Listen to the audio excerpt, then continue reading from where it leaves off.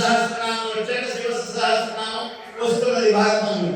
మనకు విష్ణు సహస్రనామానికి ప్రాచుర్యం వచ్చింది, మనకు తెలిసింది, సంతోషమే. విష్ణువైనా శివుడైనా ఒకటే, ఏమీ భేదం లేదు.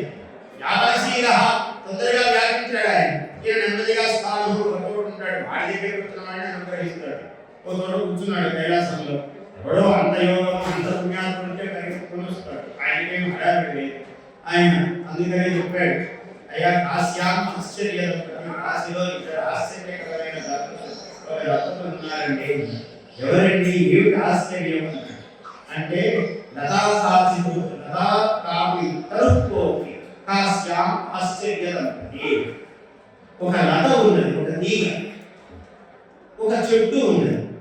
తరుక్కోపి కాశ్యాం ఆశ్చర్య దంపతి, ఇద్దరు ఆశ్చర్యకరమైన భార్యాభర్తలు ఉన్నారండి. ఒక లత, ఒక చెట్టు. అయితే ఏమిటి ఆశ్చర్యం? ఏమిటి ఇందులో? సాచ అపర్ణ. ఈ లత ఉండే తీగ, ఆకులు లేని తీగ. అది ఎట్లా తీగ అయ్యా? ఒక్క ఆకన్నా లేదంటే మొత్తం ఆకులే లేవండి, ఉంది తీగ. అపర్ణ ఆమె పేరు. పర్ణ, పర్ణ అంటే ఆకు. అపర్ణ ఏది ఉమేది మాత్ర నిషిద్ధ పశ్చాత్మాక్షాం సునీజగామ. ఆమె పర్ణములు మాత్రమే, పర్ణములు కూడా తినకుండా శివుడి కోసం తపస్సు చేస్తున్నారు. ఆకులు అడుగులు తిని ఋషులు తపస్సులు చేస్తారు. ఆమె ఎలాంటి ఆదిశక్తి స్వరూపిణి, జగజ్జనని అమ్మవారు పార్వతి. ఆమె ఆకులు కూడా ముట్టుకోలేదు, అలా శివుడి కోసం తపస్సు కూర్చున్నది. తల్లి అందరికన్నా తండ్రిని కూడా బాధే, కానీ తల్లి ఎక్కువ తట్టుకోలేదు. అమ్మా మా వద్దు తల్లి, నువ్వు అటువంటి పని చేయొద్దమ్మా, మరీ తినకుండా ఎట్లా తల్లి, కొంచెం పాలన దాటి నువ్వు తపస్సు చేసుకో, కొంచెం పచ్చి ఆకులు పండ్లోకి తపస్సు చేసుకో మా అని అన్నదట. అప్పటి నుంచి ఆమె పేరు ఉమా అని వచ్చింది, ఆ తల్లి పేరు.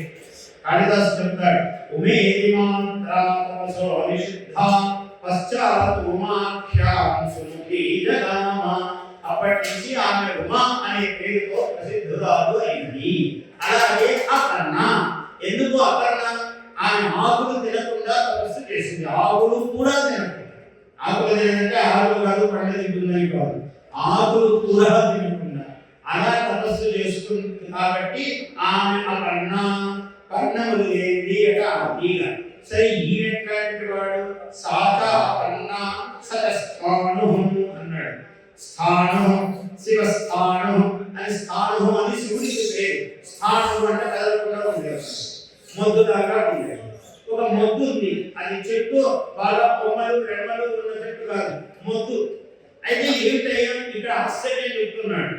కానీ వీళ్ళు ఇక్కడ ఉంటారు, కానీ ప్రసూతే వాంఛితం ఫలం. నువ్వు మోక్షం కావాలి, ఐశ్వర్యం కావాలి, నాకు ఆనందం కావాలి, ధనధాన్య నువ్వు ఏమన్నా కోరుకో, ఇంట్లో కళ్యాణం కావాలి. ప్రసూతే వాంఛితం ఫలం. ఈ ఇద్దరు ఆనందపడుతున్నారు ఉన్నారే, ఈ లత, ఈ వృక్షము అంటే ఈ అపర్ణ, ఈ స్థానము, వీళ్ళిద్దరు ఏం కోరితే ఫలాలు ఇవ్వగలరండి. అక్కడ ఆయన ఆకులు లేవు, ఈయన కదలడు, కానీ మీరు ఏం కోరితే ఇస్తారు. వీళ్ళే విశాలాక్షి విశ్వనాథులు అని చమత్కారంగా అద్భుతమైన శ్లోకం. Please subscribe to our YouTube channel. Like and share this video.